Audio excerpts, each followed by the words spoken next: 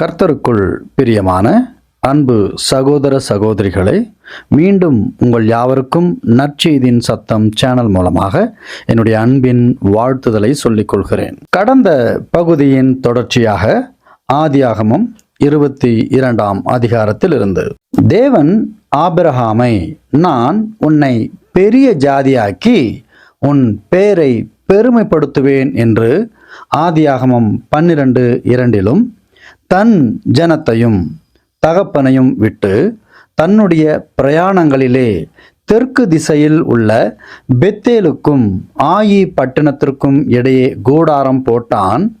ஆபிரகாமும் அவன் சகோதரன் மகன் லோத்துவும் அவர்கள் இருவரும் இருந்த இடத்தில் பூமி அவர்களை தாங்கக்கூடாமல் கர்த்தரால் அவர்கள் பெற்ற ஆசீர்வாதம் பூமியால் தாங்கக்கூடாமல் போயிற்று. ஆபிரகாம் கர்த்தரிடத்தில், நான் பிள்ளை இல்லாமல் இருக்கிறேனே, தேவரீர் எனக்கு புத்திர சந்தானம் அருளவில்லை. கர்த்தர் ஆபிரகாமை வெளியே அழைத்து, நீ வானத்தை அண்ணார்ந்து பார், நட்சத்திரங்களை எண்ண உன்னால் கூடுமானால் அவைகளை எண்ணு என்று சொல்லி, பின்பு அவனை நோக்கி, உன் சந்ததி இவ்வண்ணமாய் இருக்கும் என்றார். ஆபிரகாம் கர்த்தரை விசுவாசித்தான், அதை அவர் அவனுக்கு நீதியாக எண்ணினார். ஆபிரகாமுக்கு வயது 90 கடந்தது. சாராளுக்கோ பெண்களுக்கான வழிபாடும் முடிந்தது. ஆனாலும் தேவன் தம்முடைய தூதர்களோடு ஆபிரகாமுக்கு தரிசனமாகி, மீண்டும் உன்னை நான் சந்திக்கும் நாளிலே உன் மனைவியாகி சாராளுக்கு ஒரு மகன் பிறப்பான், அவனுக்கு ஈசாக்கு என்று பெயரிடுவாயாக என்றார். சாராள் தன் வயதையும் ஆபிரகாமின் வயதையும் நினைத்து சிரித்தாள். ஆனாலும் கர்த்தரின் வாக்கு நிறைவேறியது. ஆபிரகாமுக்கும் சாராளுக்கும் பிள்ளை பிறந்த பின்பாடு தேவன் ஆபிரகாமை சோதித்தார். எப்படியெனில், அவர் அவனை நோக்கி, ஆபிரகாமே என்றார். அதற்கு ஆபிரகாம், இதோ அடியேன் என்றான்.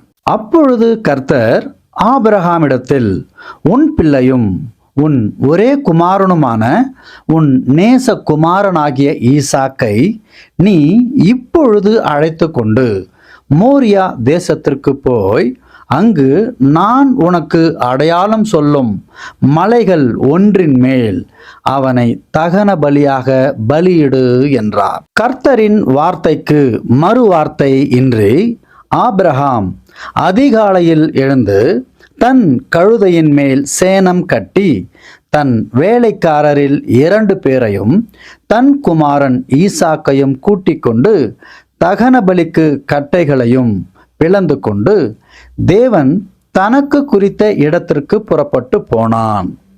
3ஆம் நாளில் ஆபிரகாம் தன் கண்களை ஏறெடுத்து பார்த்து தூரத்திலே அந்த இடத்தை கண்டான்.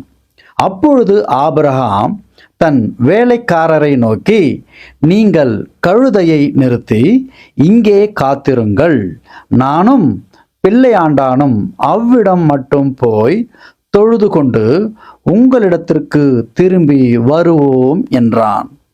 ஆபிரகாம் தகன பலிக்கு கட்டைகளை எடுத்து தன் குமாரனாகிய ஈசாக்கின் மேல் வைத்து தன் கையிலே நெருப்பையும் கத்தியையும் எடுத்துக்கொண்டான். இருவரும் கூடி போனார்கள். அப்பொழுது ஈசாக்கு தன் தகப்பனாகிய ஆபிரகாமை நோக்கி, என் தகப்பனே என்றான். அதற்கு ஆபிரகாம், என் மகனே, இதோ இருக்கிறேன் என்றான். அப்பொழுது பிள்ளையாண்டான், இதோ நெருப்பும் கட்டையும் இருக்கிறது, தகன பலிக்கு ஆட்டுக்குட்டி எங்கே என்றான். அதற்கு ஆபிரகாம், என் மகனே, தேவன் தமக்கு தகன பலிக்கான ஆட்டுக்குட்டியை பார்த்து கொள்வார் என்றான். அப்புறம் இருவரும் கூடி நடந்து சென்றார்கள். தேவன் அவனுக்கு சொல்லியிருந்த இடத்திற்கு வந்தார்கள். அங்கே ஆபிரகாம் ஒரு பலிபீடத்தை உண்டாக்கி கட்டைகளை அடுக்கி தன் குமாரனாகிய ஈசாக்கை கட்டி அந்த பலிபீடத்தில் அடுக்கிய கட்டைகளின் மேல் அவனை கிடத்தினான். பின்பு ஆபிரகாம் தன் குமாரனை வெட்டும்படிக்கு தன் கையை நீட்டி கத்தியை எடுத்தான்.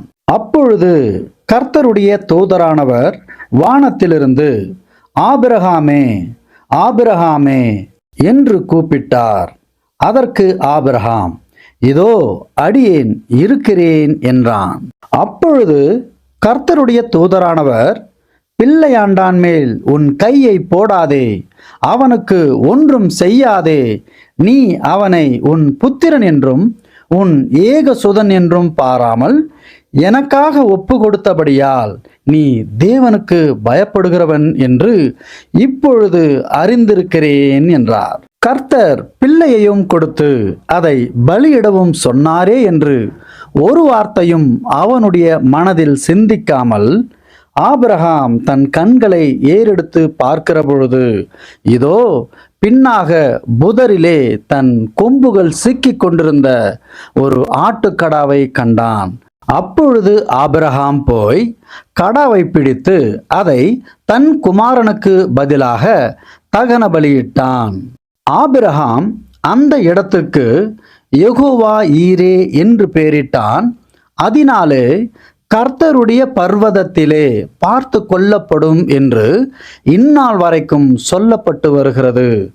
கர்த்தருடைய தூதரானவர் இரண்டாம் தரம் வானத்திலிருந்து ஆபிரகாமை கூப்பிட்டு, நீ உன் புத்திரன் என்றும் உன் ஏகசுதன் என்றும் பாராமல் அவனை ஒப்பு கொடுத்து இந்த காரியத்தை செய்தபடியால் நான் உன்னை ஆசீர்வதிக்கவே ஆசீர்வதித்து உன் சந்ததியை வானத்து நட்சத்திரங்களைப் போலவும் கடற்கரை மணலைப் போலவும் பெருகவே பெருக பண்ணுவேன் என்றும் உன் சந்ததியார் தங்கள் சத்துருக்களின் வாசல்களை சுதந்திரித்துக் கொள்வார்கள் என்றும் நீ என் சொல்லுக்கு கீழ்ப்படிந்தபடியினால் உன் சந்ததிக்குள் பூமியிலுள்ள சகல ஜாதிகளும் ஆசீர்வதிக்கப்படும் என்றும் என் பேரில் ஆணையிட்டேன் என்று கர்த்தர் சொல்லுகிறார் என்றார்.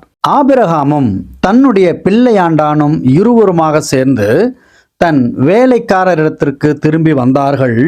அவர்கள் எழுந்து புறப்பட்டு ஏகமாய் பெயர்செபாவிற்கு போனார்கள். ஆபிரகாம் பெயர்செபாவிலே குடியிருந்தான். தேவனிடம் ஆசீர்வாத வார்த்தைகளுக்காக காத்திருப்பது பெரியதல்ல. கர்த்தர் நமக்கு ஆசீர்வாதம் வைக்க நாம் அவர் மேல் வைக்கும் நம்பிக்கையின் அளவையும் பொறுத்திருக்கிறது. ஆபிரகாமை கர்த்தர் சோதித்த பின்னும் அவன் பொன்னாக மின்னினான். கர்த்தர் ஆபிரகாமை சோதிக்கிற பொழுது அவன் பின்வாங்காமல், ஆசீர்வாதத்தை விட்டு பின்வராமல் கர்த்தரின் பேரில் விசுவாசம் வைத்தான்.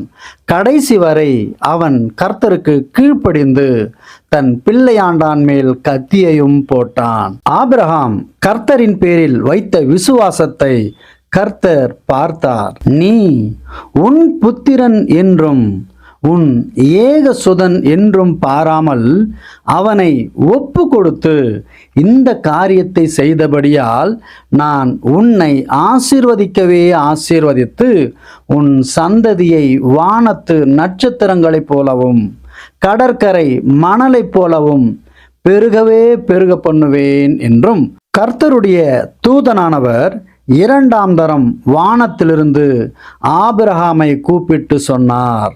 ஆபிரகாம் தேவனை விசுவாசித்து என்றால் நம்பிக்கை மட்டும் வைக்காமல் தேவனின் பிள்ளைக்கான கிரியைகளிலும் தன்னை நிரூபித்ததால் ஆபிரகாம் விசுவாசத்தின் தந்தை என்று அழைக்கப்படுகிறார். தொடர்ந்து நம்முடைய சேனலோடு இணைந்திருங்கள். கர்த்தருடைய வார்த்தையை கேட்போம். கர்த்தரில் விசுவாசத்தை நம்மில் பெருக்கிக் கொள்வோம். கர்த்தருடைய ஆசீர்வாதத்தை பெற்றும் கொள்வோம். கர்த்தருடைய நாமம் மகிமைப்படுவதாக. ஆமென்.